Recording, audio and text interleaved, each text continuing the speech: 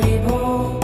साम्ब सदा शिव शम्भो शङ्कर शरणं मे तव चरणयुगम्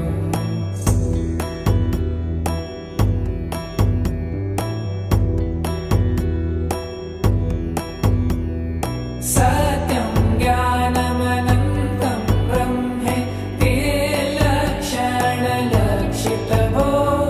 साम्ब सदा शिव शम्भो शङ्कर शरणं मे तव चरणयुगम् हा हा हू हू मुखसुरगायक गीतापदान पद्य विभो साम्ब सदा शिव शम्भो शङ्कर शरणं